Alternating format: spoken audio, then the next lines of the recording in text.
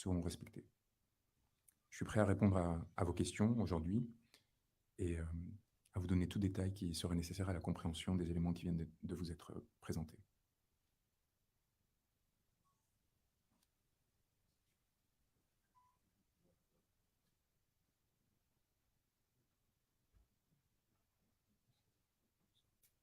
Est-ce que quelqu'un peut...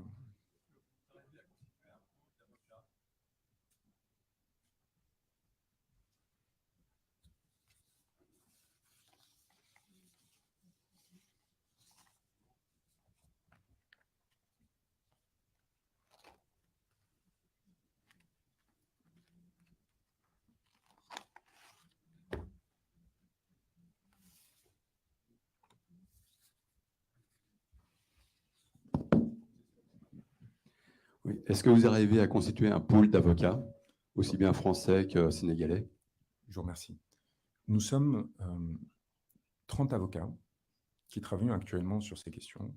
Nous nous sommes appuyés sur des personnes qui, sur le terrain, nous ont aidés à recueillir des preuves, mais ce document est le fruit de notre élaboration propre, de mon cabinet, des personnes qui m'y ont aidé, que je remercie ici, ainsi que justement des juristes qui nous ont accompagnés sur le terrain. Par contre, en ce qui concerne la représentation des victimes par la suite, nous en représentons certaines, mais nous espérons qu'il y aura un effort collectif, en effet, qui sera mené avec mes confrères sénégalais, principalement, parce que c'est à eux qu'il revient de prendre ensuite la direction des opérations, et notamment Cheikh Koulé Chiba, que je remercie de m'avoir introduit à ce territoire, et qui joue un rôle cardinal aujourd'hui dans l'ensemble des actions qui sont menées pour essayer d'éviter que cette répression ne soit encore plus sanglante qu'elle ne l'est aujourd'hui.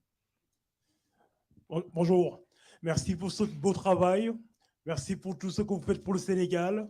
Donc nous, en tant que, on est citoyens français et en même temps sénégalais, est-ce qu'il est possible de notre part de porter plainte au niveau des juridictions françaises contre les personnes qui, sur les plateaux de télé, qui, à longueur de journée, font l'apologie des meurtres, des choses horribles au Sénégal? Comment peut-on faire, nous, ici, sur le territoire, pour porter plainte et poursuivre ces gens à jamais? Je vous remercie. C'est un élément sur lequel je ne suis pas revenu et je vous remercie de me le permettre. C'est les personnes qui incitent à la commission des crimes. C'est un élément cardinal et qu'ils ne pensent pas qu'ils seront oubliés. Je n'ai pas voulu leur donner trop d'importance, donc on n'en a pas parlé, mais on va en parler maintenant.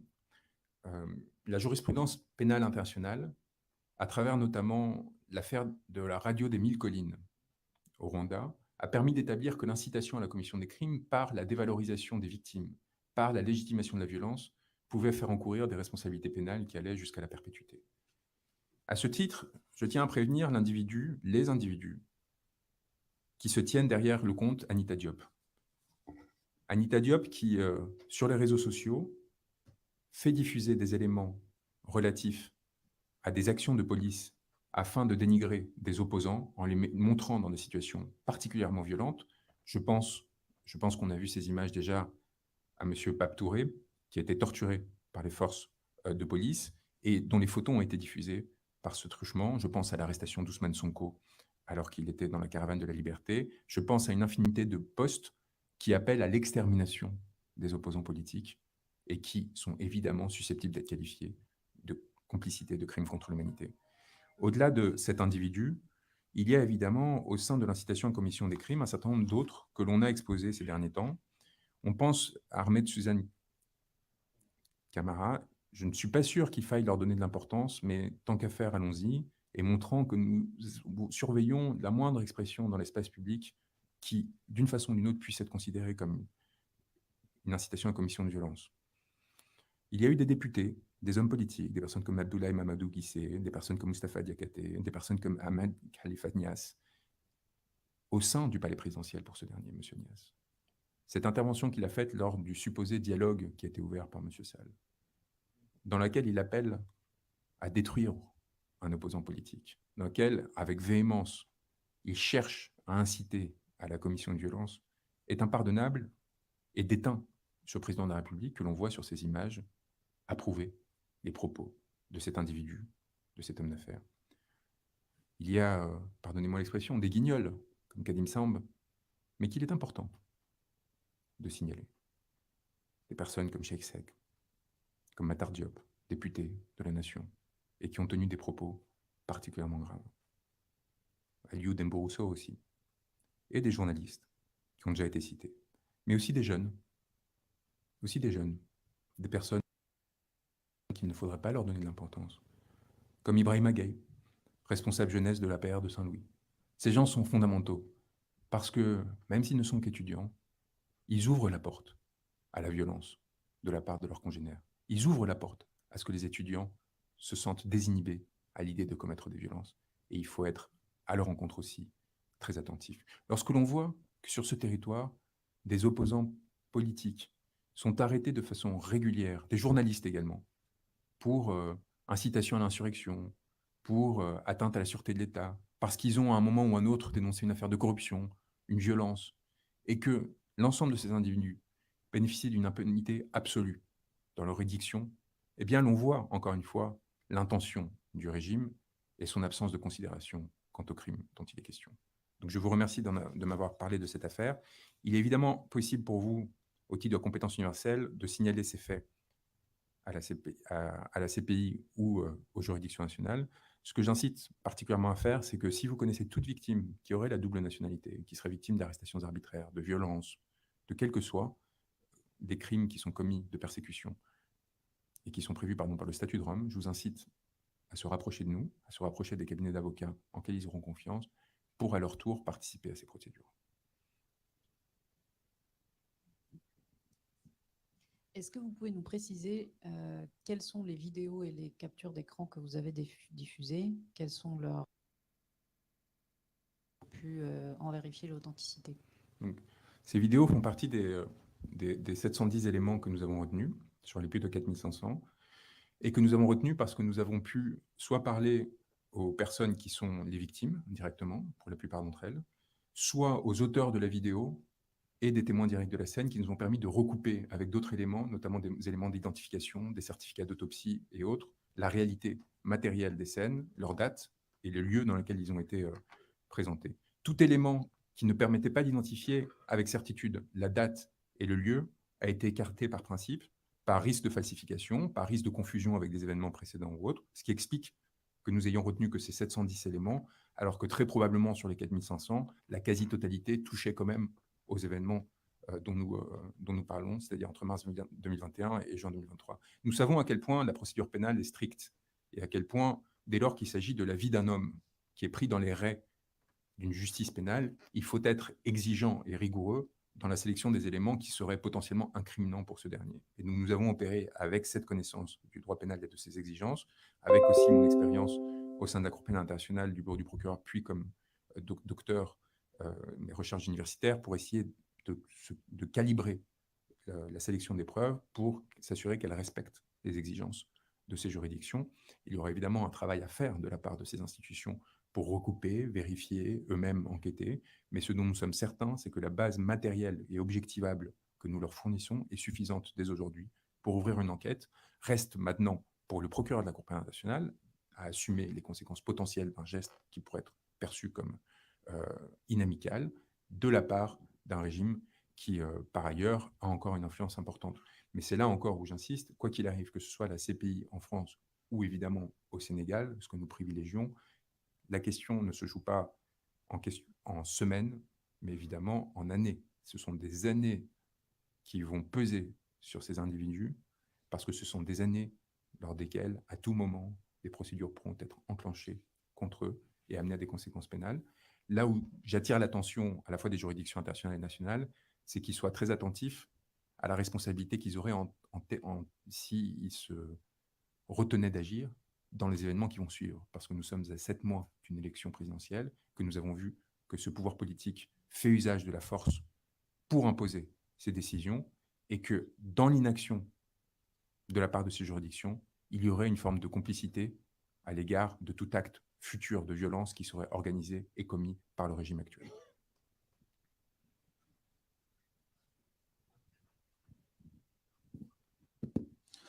Alors, bonjour, M. Branco. Je suis Mimoja Ladyman, je suis activiste panafricain.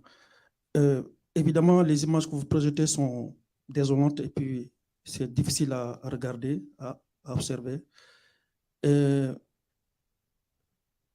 pensez-vous que ce soit vraiment très, très opportun du moment où les juridictions locaux sénégalais n'ont pas encore pris ces crimes en considération pour être jugés dans des tribunaux sénégalais? Et pensez-vous qu'il est normal à le stade actuel de vouloir tout simplement détropicaliser ce phénomène-là vers la CPI, tout en sachant que la CPI ne condamne de façon générale que les Africains? Au regard même de ce qui s'est passé au niveau de la Libye, comme vous êtes défenseur des droits humains, la véritable personne qui aujourd'hui aurait dû attirer la CPI, c'est M. Nicolas Sarkozy. En tant que défenseur des droits humains, pensez-vous un jour régler le sort de M. Nicolas Sarkozy? Je ne parlerai même pas de George Bush parce que, comme vous le savez très bien, la CPI, les Américains n'ont pas ratifié les statuts de Rome. Et ma dernière question est la suivante. Avez-vous vraiment, mais quand je dis vraiment, c'est vraiment, parce que là, ce que vous êtes en train de dire, c'est quelque chose de très grave qui touche le régime de Macky Sall, que je qualifie comme étant un régime dictatorial. Avez-vous vraiment des vraies preuves qui justifient votre action et pensez-vous que la CPI va vraiment aller au fond de cet événement-là tout en ayant à l'esprit ce que je viens de dire? Merci. Je vous remercie. C'est une question qui me semble très importante. Je suis particulièrement attentif au respect de la souveraineté, et en particulier de la souveraineté des peuples africains, qui a été malmenée au prétexte de lutte pour le bien ces dernières années de façon chronique. J'ai l'honneur de défendre certaines des figures panafricanistes les plus importantes qui m'ont amené justement à ce dossier, dont Kémy Séba, que je remercie de sa confiance, et qui ont joué un rôle cardinal dans ma formation intellectuelle et politique à l'égard des enjeux contemporains africains. Donc, il est évident que j'ai parfaitement conscience des enjeux que vous soulevez et de l'importance de les soulever.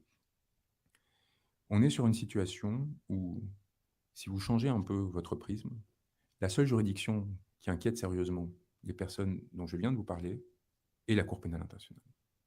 Parce que ce sont des individus qui aiment venir dans des palaces comme celui-ci, et contrairement à eux, nous avons fait un immense effort collectivement pour pouvoir nous installer pour quelques heures ici, pour leur montrer que nous avions les capacités à tout niveau de les défier sur leur terrain, mais nous n'avons pas nos habitudes dans ces endroits.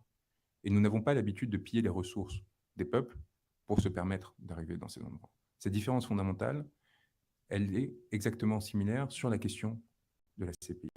Quelle que soit notre appréciation de l'action de la CPI, en particulier depuis 20 ans, nous savons qu'aujourd'hui, c'est l'institution qui serait en mesure de les empêcher de venir faire leurs courses dans le 8e arrondissement, de venir se faire soigner dans l'Union européenne, de venir de façon générale passer leurs vacances ou placer leurs enfants, comme c'était le cas pour M.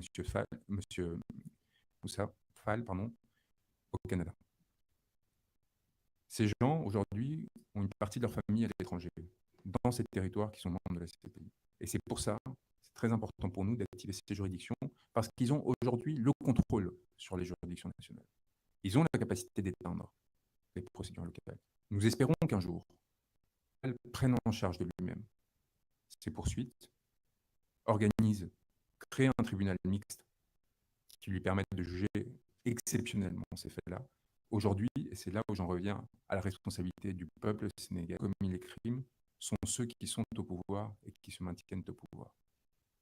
L'enclenchement de poursuites et de procédures dans ce qui se veut du droit international, comme l'est la Cour pénale internationale, est aussi une façon de les mettre face à leurs responsabilités et de leur demander s'ils tiennent en effet un double discours des intérêts des puissances occidentales sont en jeu, ou si en effet ils se préoccupent des violences, quelles qu'elles soient, dès lors qu'elles sont commises contre un peuple qui aspirait simplement à sa souveraineté et à sa liberté. Et donc ces procédures ont cette vocation-là. Les prendre au mot, leur dire « vous avez un certain nombre de critères, nous démontrons que ces critères sont établis, nous vous en apportons les preuves formelles, démontrez-nous que nous pouvons croire en vous et que nous avons raison d'avoir confiance en vous. Si ce n'est pas le cas, à chacun d'en tirer les conclusions. cette communication entre vous, de juger du niveau de sérieux des éléments que nous avons avancés. Elle vous permettra de décider à partir de là si en effet, dans votre fort intérieur, vous considérez que c'est parce que nous n'avions pas assez d'éléments que ces poursuites n'ont pas été enclenchées, ou si parce qu'il y a une forme de complicité dans la commission des crimes que nous mentionnons. Bonjour, Monsieur Branco, je m'appelle Bara. Tout d'abord, je tenais à vous remercier personnellement et au nom de beaucoup d'amis. Sincèrement, mis à part le degré d'investissement, c'est votre travail et tout, mais à un moment donné, on a noté une implication très sérieuse. Et ce n'est pas aujourd'hui que nous l'avons noté. Et beaucoup de mes amis le partagent. Ils m'ont imposé même de vous remercier. Il y en a même un qui m'a donné un de vos signés pour lui. Donc, sinon, sur les questions, vous avez répondu à une de mes questions partiellement. Ce serait en fait, quel est le délai réel, effectif, de réactivité pour une action judiciaire concrète de la CPI ou d'une juridiction française, par exemple. Ensuite, on sait sur les délais d'emprisonnement qu'encourent réellement ces 112 suspects, que ce soit du nervi jusqu'au président Macky Sall. Quelles seraient les possibilités d'emprisonnement ainsi que les délais, notamment avec la CPI ou avec la juridiction française? Je vous remercie. Techniquement, la plainte ayant été déposée sur le sol français hier soir, techniquement, nous sommes dans un cas de flagrance. Les éléments de l'existence de ces crimes sont évidents. Le procureur de la République pourrait immédiatement ouvrir une information judiciaire, voire procéder à l'arrestation de Macky Sall ou de membres de sa délégation sans délai, dès lors que les immunités ne tiennent pas en ce qui concerne les crimes contre l'immunité. M. Macky Sall est aujourd'hui à Paris, ses conseillers sont à Paris. Si nous étions dans un état de droit absolu, comme nos dirigeants le prétendent, il serait arrêté. La Cour pénale internationale, le bureau du procureur, a ouvert une enquête sur la Libye en 3 semaines. 3 semaines. Il a tardé 11 ans pour se prononcer sur l'Afghanistan. Est-ce que c'était lié à la différence de gravité des crimes? Est-ce que c'était lié à d'autres considérations? Je pense que chacun sait parfaitement ce qui explique cette différence d'empressement. Le bureau du procureur, le procureur actuel, parce que l'on pourrait se dire, là on parle de quelque chose d'il y a 10 ans, l'institution a changé, etc., a quasi simultanément avec la guerre sans limite. Il a même créé moi, qui aujourd'hui exerce à Kiev dans le recueil des preuves. J'aimerais que M. Karim Khan, procureur de la Cour pénale internationale, citoyen britannique, nous indique s'il considère que les situations africaines ne sont d'intérêt pour lui ou pour son bureau que lorsqu'il en est saisi par des grandes puissances, ou s'il considère que les citoyens sénégalais sont les égaux des citoyens ukrainiens et russes, et qu'ils ont le droit à un traitement tout aussi diligent et à la mobilisation de moyens équivalents pour les protéger, surtout au regard des risques qu'ils encourent. Je pense que ce sera une question qui devra lui être posée. Dire, à partir des éléments qui sont, pardonnez-moi, mais assez clairs, ne souffrent pas de doute sur l'existence des massacres, des violences dont il est question. Donc à partir de là, il lui appartient d'agir dans les délais qui lui siéront et de prendre des décisions qui sont les siennes. Nous sommes, comme bien d'autres, en mesure de pousser, d'amener, de faire le travail à la place d'eux, mais nous ne sommes pas en mesure de décider. Nous sommes des avocats, nous sommes victimes, nous sommes parties civiles. Ceux qui décident, ce sont les peuples, et ce sont ceux qui ont été mandatés pour les diriger ou qui les dirigent de fait.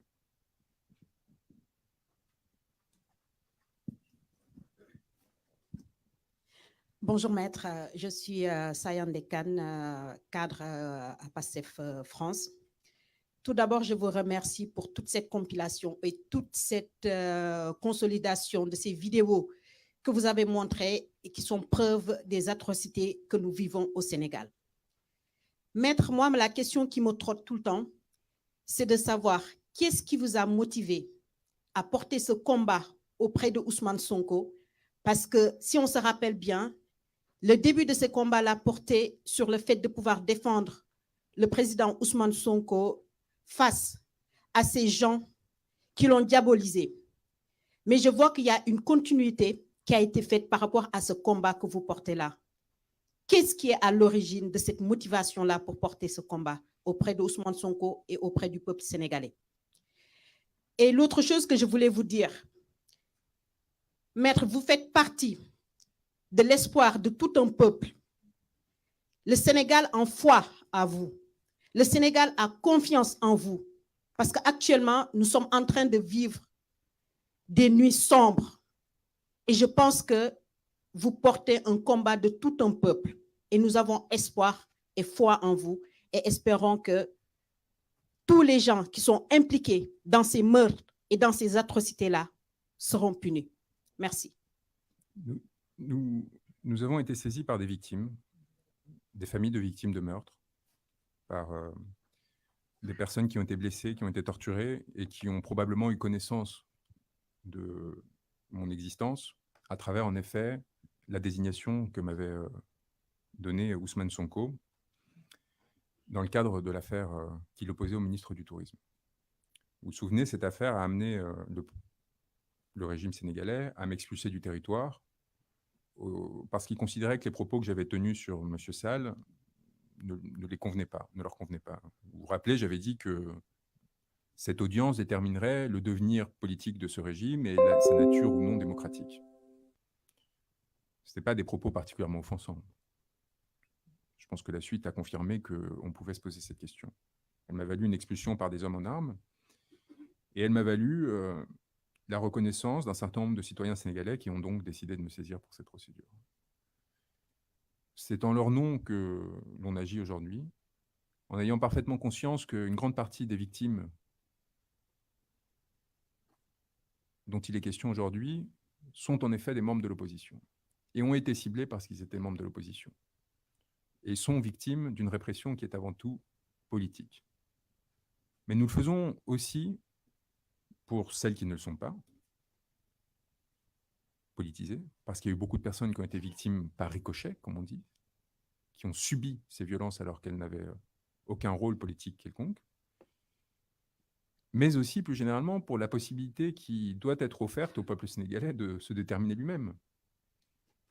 Ce que nous cherchons à éviter par tout moyen, c'est que la violence devienne un instrument du politique, que la violence permette, d'une façon ou d'une autre, de se perpétuer au pouvoir au détriment de la souveraineté populaire.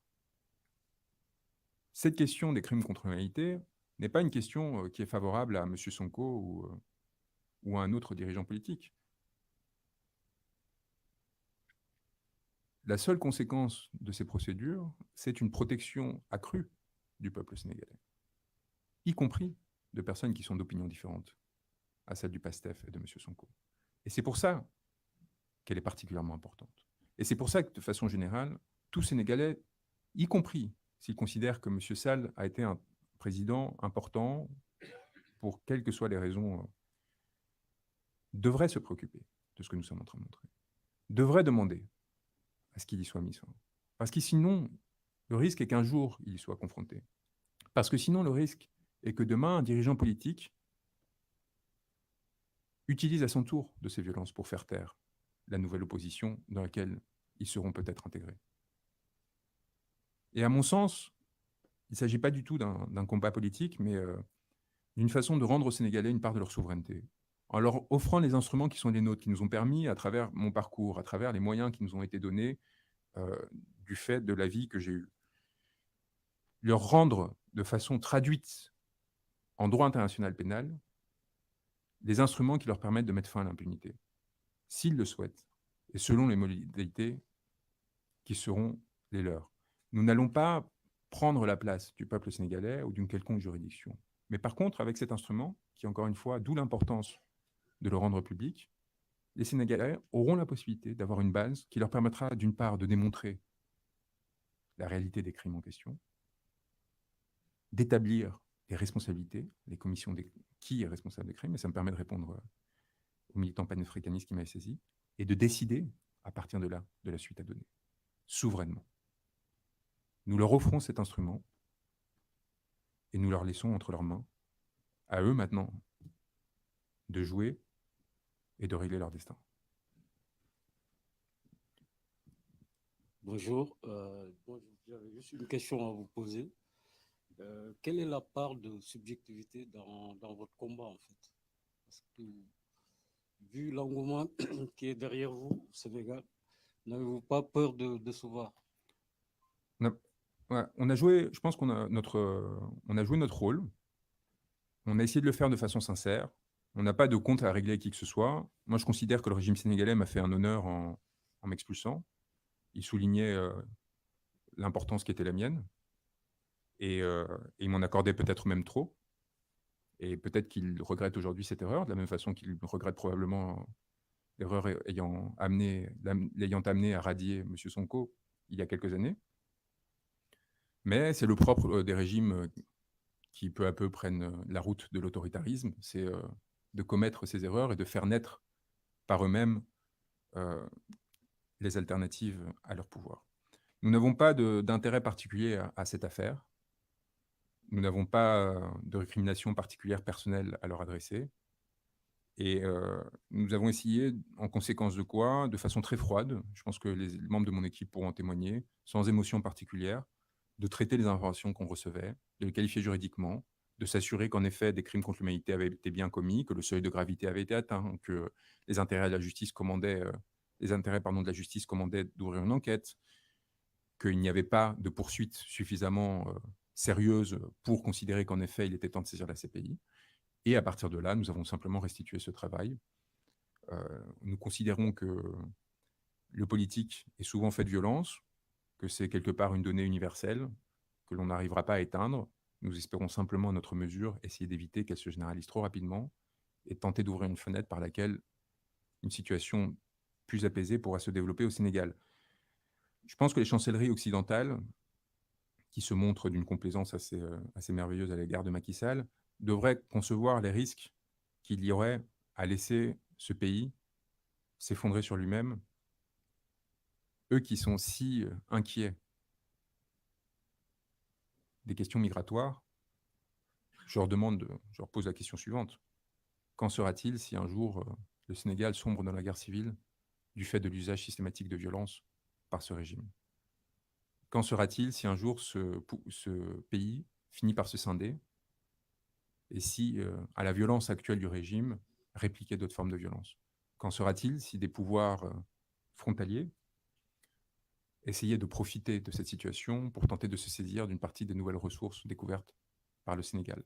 Ce sont des questions très sérieuses et je les invite à sortir du court terme, qui consisterait à penser qu'il vaut mieux protéger et couvrir le régime actuel plutôt que d'essayer sincèrement de mettre fin à l'impunité, parce qu'on ne sait pas ce qui viendrait derrière, on ne sait pas quelles pourraient être les conséquences, et en réfléchissant à moyen terme, à se rendre compte de ce que la normalisation et la naturalisation de la violence au sein d'un territoire qui jusqu'ici avait été particulièrement remarquablement stable comme le Sénégal, pourrait impliquer comme conséquence sur l'ensemble de la sous-région et plus largement dans nos territoires.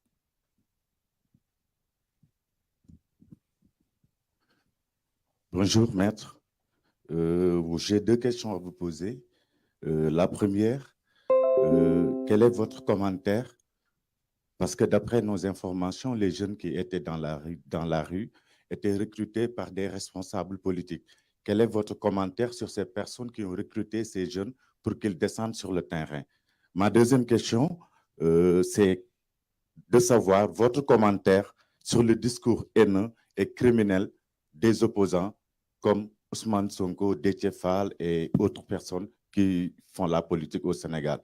C'est Mamadou Ndiaye, binationaux. Merci.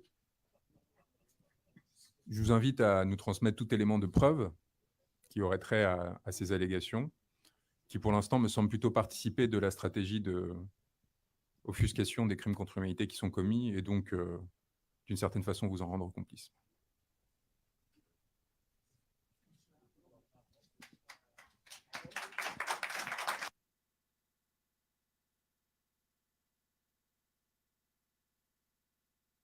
Bousso, membre de Yehui Askanui, allié de Ousmane Sonko. Je suis ici présente avec M. Chertidjanioum, qui est aussi membre de la conférence des leaders, et le président Boubacar Camara, qui est aussi membre de l'opposition sénégalaise, et l'honorable député Abbas Fall, ainsi que l'honorable député Alioune Kébé. Je tiens à faire ces précisions parce que nous sommes tous autant des présumées victimes prochaines de ce régime.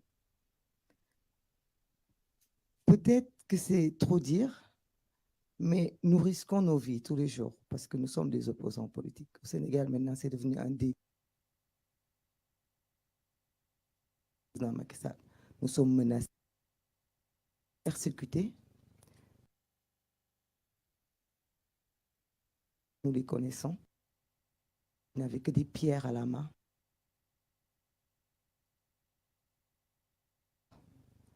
Nous avons appelé des tours dans la ville. Donc, nous aurions pu être sur ces images horribles que nous venons de voir.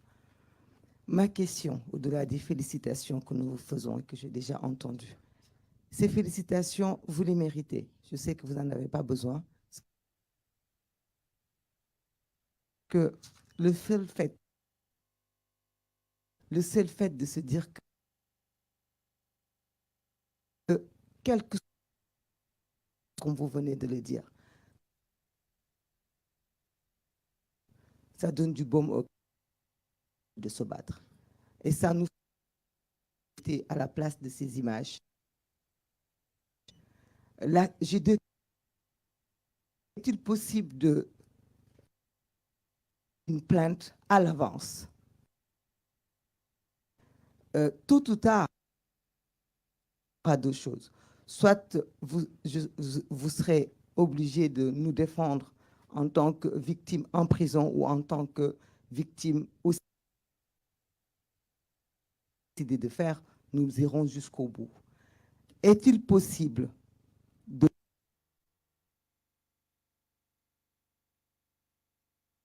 combattre ce régime? Et je suis sûre que c'est des milliers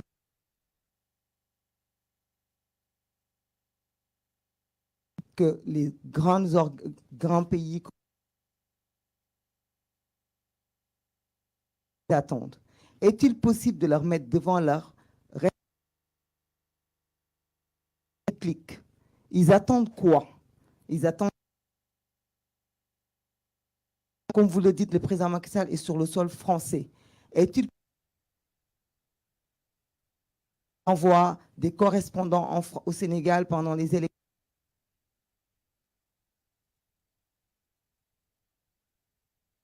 Demander à la France de faire son rôle avant que l'irréparable ne se commette. Parce qu'on parle de troisième candidature, si le président Macky Sall fonce, il y aura des morts. Alors, est-il possible qu'il y ait un mécanisme juridique pour prévoir, faire des plaintes à l'avance au lieu d'attendre que nos jeunes frères ou que nos enfants meurent pour qu'après nous puissions faire des procédures qui peuvent durer dans le temps? Merci. Ça me permet de revenir sur un élément que je n'ai pas détaillé, qui est le travail que l'on a fait sur la persécution non seulement des militants politiques, mais aussi des journalistes, des avocats, sur le terrain pour essayer d'empêcher qu'ils puissent protéger les personnes qui, du fait de leurs idées, s'engageaient et qui a amené à la mise sous mandat de dépôt d'individus ou à l'arrestation ponctuelle, y compris de grands organes de presse comme l'AFP internationaux, qui avaient été confrontés aux effets de bord naturels de toute utilisation de la violence politique. C'est-à-dire que je pense que le régime sénégalais, si vous demandiez à Macky Sall, n'avait évidemment pas l'intention de cibler l'AFP parce qu'ils savent les conséquences que ça aurait. Mais lorsque vous autorisez une forme de violence se déployer sur un territoire, bah, ça finit par toucher. Vous ne pouvez pas tout contrôler, en fait. Et parfois, il y a des débordements. Donc ça, c'est les effets de bord. Et après, il y a des effets ciblés. Par exemple, en ce qui concerne le conseiller technique du ministre de l'Intérieur, son existence avait été révélée par un militant qui s'appelle Hannibal Jim, qui est un blogueur, et qui avait révélé l'existence et la présence d'un coopérant au sein d'un régime qui utilisait la violence à des fins politiques. Eh bien, cet homme, par hasard ou non, est, depuis le mois de février dernier, sous mandat de dépôt. Il est détenu. Est-ce parce qu'il a exposé des faits qui ont été très rapidement nettoyés sur les réseaux sociaux, sur Internet, qui montraient l'existence de ce conseiller technique numéro 6, M. Belébane? Est-ce que la France a une responsabilité, par exemple, dans ce sort-là? Ce sont des questions qu'il m'apparaît très important de traiter parce que on voit encore une fois une absence de distanciation complète de la France et en général des puissances étrangères à l'égard du régime actuel, malgré les violences qu'ils ont commises. Et il y a quelque chose là qui, en effet, pose question, mais qui ne se réglera pas judiciairement parlant. Je pense qu'une partie de l'Afrique a pris le chemin de la souverainisation, d'une nouvelle phase de la décolonisation, et qu'en faisant cela, elle est en train de se doter, peuple après peuple, d'instruments qui lui permettront de se protéger des ingérences étrangères, de protéger son peuple et d'agir par conséquent. Votre protection, il ne m'appartient pas de me dire laquelle sera la meilleure. Il ne m'appartient pas de dire quel chemin doit prendre tel ou tel individu sénégalais pour amener à ce changement et amener à la fin de l'impunité. Il m'appartient, moi, simplement, à partir des éléments que je reçois, de qualifier ou de disqualifier ceux-ci, de les considérer comme constitutifs ou non d'un crime, évidemment seulement déjà commis, parce que la politique pénale ne peut pas être prédictive, et à partir de là, essayer de faire des points d'étape qui, on espère, produiront des effets et empêcheront que d'autres violences se commettent à l'avenir sans m'immiscer au-delà et sans peser sur, encore une fois, le destin souverain de cette population qui n'a pas besoin de moi, qui n'a pas besoin de quiconque d'autre que d'elle-même, mais qui, évidemment, dans un rapport de force comme celui qui est en place aujourd'hui, doit essayer de faire contrepoids aux influences étrangères qui cherchent par tout moyen à soutenir le régime actuel. C'est notre rôle de faire contrepoids, d'équilibrer la situation, sans essayer de nous attribuer un rôle supplémentaire, toujours en suivant les instructions de nos clients, que ce soit dans cette affaire les victimes directes, que ce soit dans d'autres des personnes qui nous ont désignés, et en restant à notre place humblement, mais fermement aussi par rapport aux actions que nous avons recensées et constatées.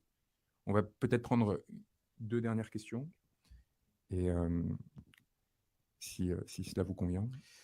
Bonjour maître. C'est ici en bas.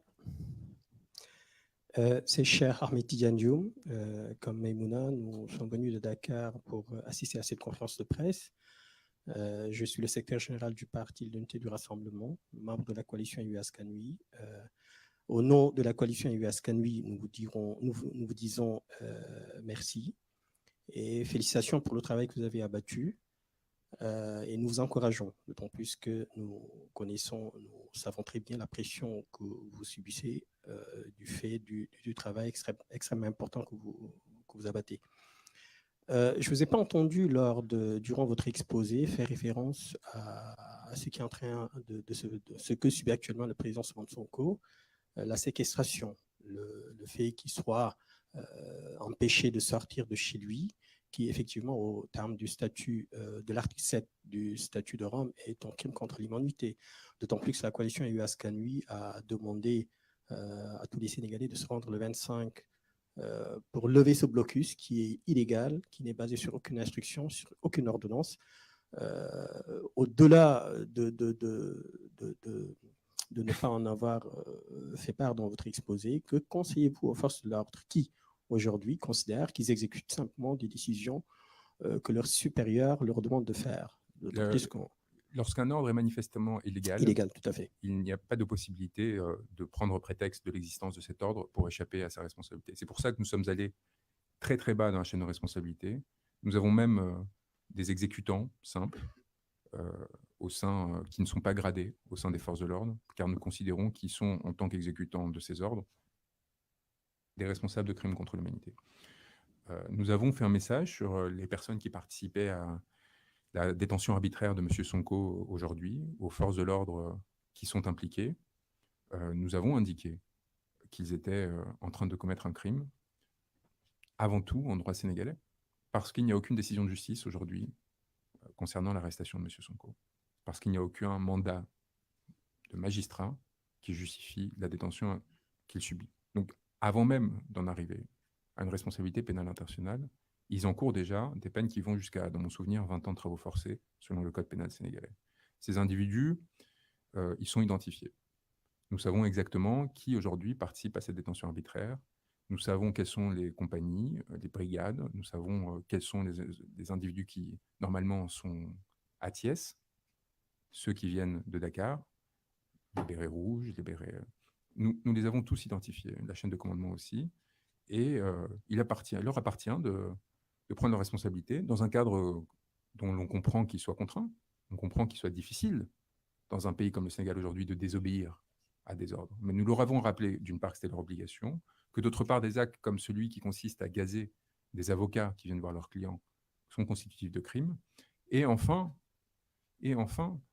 qu'ils doivent, et je leur conseille de demander, d'une part, des ordres écrits sur ce qu'ils font, et d'autre part, mettre par écrit leur opposition à ces ordres. Et que des justifications consistant le fait qu'oralement ils se seraient opposés ne suffiront pas. Et ce que nous voyons, c'est que pour l'instant, ils sont un peu trop tranquilles. Et que donc, a priori, il n'y a même pas d'inquiétude particulière à ce stade encore quant au fait que ce qu'ils sont en train de commettre bien, consiste en un des crimes quand même les plus importants en termes, dans un système de droit, qui consiste à, en dehors de tout cadre judiciaire, alors que vous êtes doté d'un mandat légal, utiliser vos attributs en tant que force de l'ordre pour commettre des illégalités et détourner vos instruments. Et ça, c'est quelque chose qui devrait particulièrement préoccuper les Sénégalais, parce que lorsque vous avez des forces de l'ordre qui ne respectent pas l'ordre qui est adopté par les représentants du peuple, donc par la souveraineté nationale, la loi, eh bien, il y a de quoi s'inquiéter sur son destin personnel. Et encore une fois, quelle que soit votre destination politique et vos idées politiques, il y a là, à mon sens, un problème fondamental. Donc évidemment,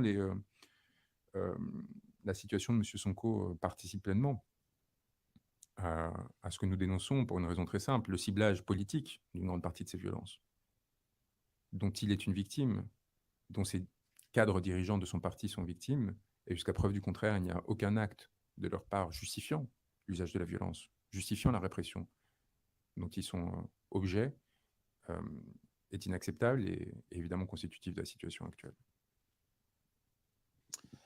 Bonjour, Ibrahim Ndiaye. Et pardon, et elle l'est ne serait-ce que parce que justement, en fait, elle signe le fait que ces violences sont commises à des fins politiques.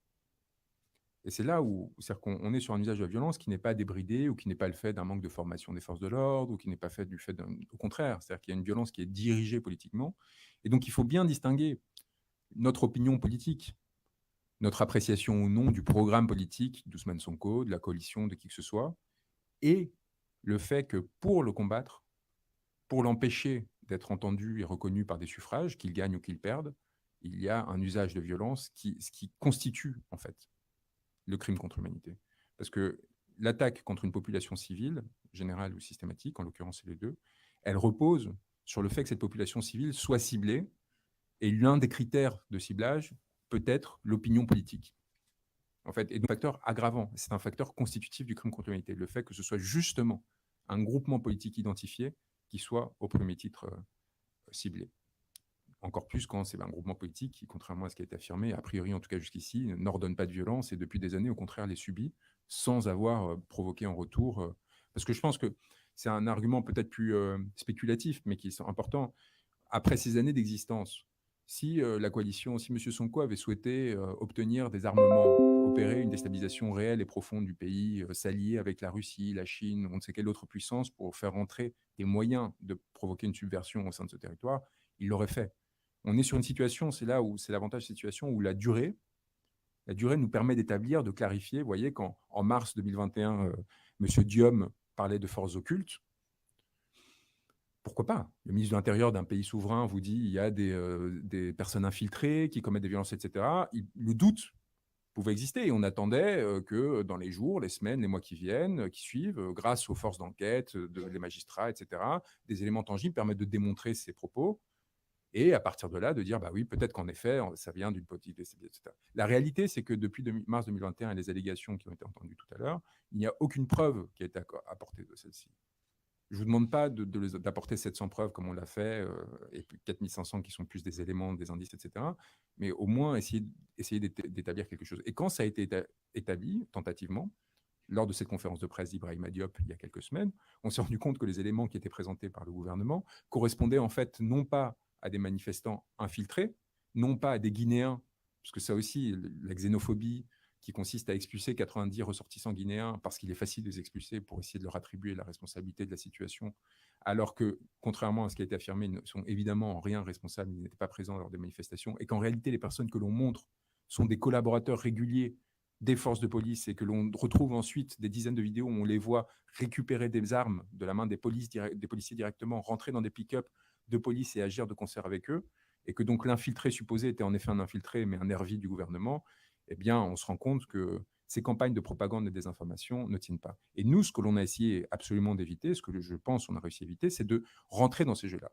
C'est-à-dire qu'en ayant une rigueur absolue sur la sélection des éléments, en s'assurant qu'ils soient vérifiés une fois, 2 fois, 3 fois, s'assurer vraiment qu'ils se soient incontestables et que justement, on puisse revenir dans 1 an, dans 2 ans, dans 3 ans, sur les affirmations que l'on a faites, et à l'exact opposé des affirmations de M. Diom, se rendre compte que nous étions des hommes intègres, pour reprendre la terminologie utilisée par une grande figure politique du continent, et que les propos que nous avions tenus étaient non seulement véridiques, mais vérifiés dès le moment où ils ont été tenus et que nous n'avons pas porté des accusations en l'air ou gratuitement.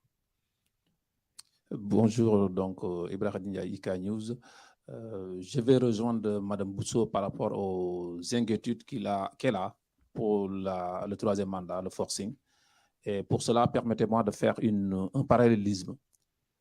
Pour moi, le président Macky Sall, c'est comme un automobiliste qui est conscient du danger de l'alcool et qui prend un véhicule et qui fait des dégâts considérables sur les humains. Il a lui-même, dans des vidéos que tout le monde peut retrouver, dire que le 3e mandat est un danger, ça amène des tensions, beaucoup de personnes y perdent leur vie. Donc là, il lance le Sénégal dans cette route. Est-ce que demain, les conséquences, pour moi, il y aura des conséquences humaines, des pertes humaines sur ce 3e mandat?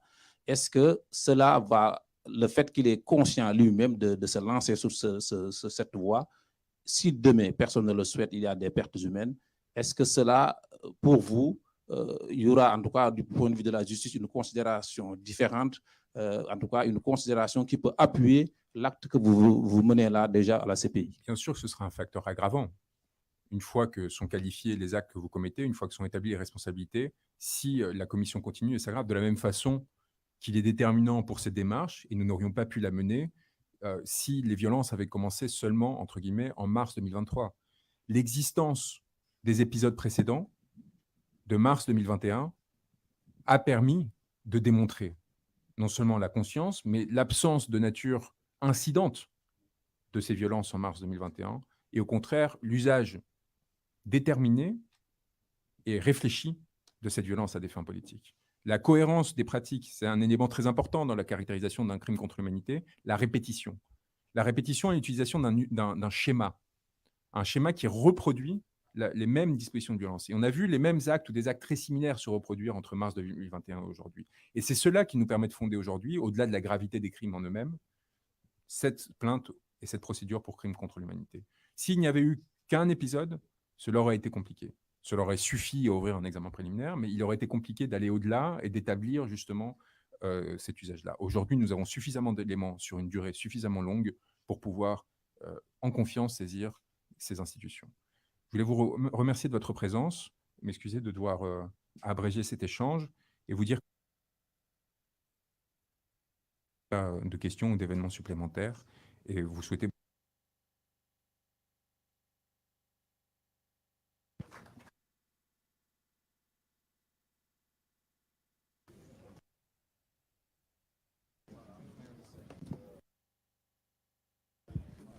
dootuñu nangu kenn jaay nu réew mi bañ naa déet réew mi bañ naa déedéet dootuñu fi nangu buumu jaam réew mi bañ naa dootuñu nangu kenn noot ñu réew mi bañ naa déet réew mi bañ naa déedéet dootuñu fi nangu buumu jaam réew mi bañ naa dootuñu nangu kenn jaay nu réew mi bañ naa déet réew mi bañ naa déedéet dootuñu fi nangu buumu jaam réew mi bañ naa